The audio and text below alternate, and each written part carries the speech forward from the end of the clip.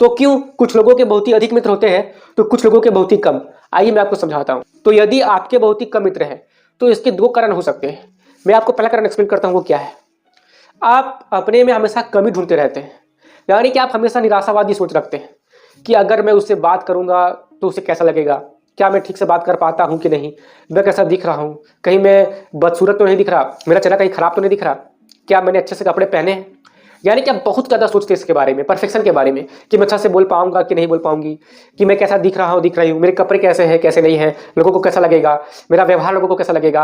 अगर आप इसके बारे में बहुत ही ज़्यादा सोचते हैं तो आप शुरुआत ही नहीं कर पाएंगे किसी से बात करने के लिए। आप मतलब हमेशा अपने आप में ही लो कॉन्फिडेंट रहिएगा, आपको मतलब लगेगा कि मेरे अंदर बहुत ही कम कॉन्फिडेंस है। तो फिर इसी लैक ऑफ कॉन्फिडेंस के चक्कर में आप किसी से बात ही नहीं कर पाइएगा, तो आपके दोस्त बहुत ही कम बनेंगे।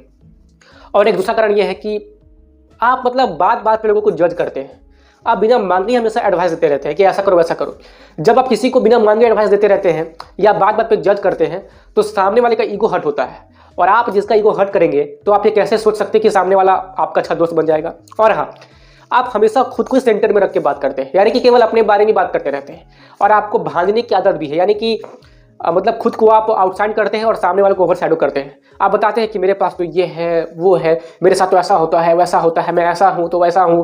मतलब खुद को ही हमेशा सेल्फ सेंटर में रख के बात करना और सामने वाले को बोलने का मौका ही नहीं देना, केवल अपने बारे में बोलते रहना। तो आप सामने वाले को बोलने का मौका नहीं देते, आप केवल अपने आप को ही इंपॉर्टेंट दिखाते हैं और सामने वाले को इंपॉर्टेंस फील करवाते ही नहीं है। सामने वालों को आप ऐसा फील करवाते ही नहीं कि उसकी भी कोई इंपॉर्टेंस है, उसकी बात की भी कोई वैल्यू है। तब भी आपके बहुत ही कम दोस्त बनेंगे।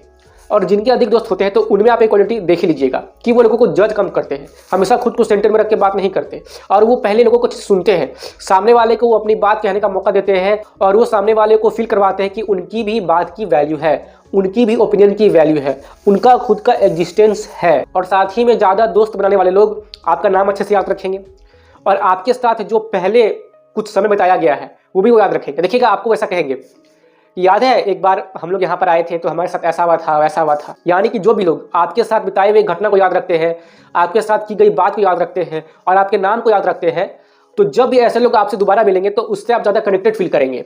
और ऐसे लोगों के ही ज़्यादा दोस्त होते हैं और ऐसे लोग बात बात पे जज नहीं करते। जैसे कि अगर आपको किसी के सामने जाने से ये फील होता है कि मैं कैसा लग रहा हूँ, कहीं मेरे बाल खराब तो नहीं है, कहीं मेरा चेहरा खराब तो नहीं लग रहा है, तो इसका मतलब है कि उसके सामने आप सिंपल वे में जाने में अनकंफर्टेबल फील कर रहे हैं।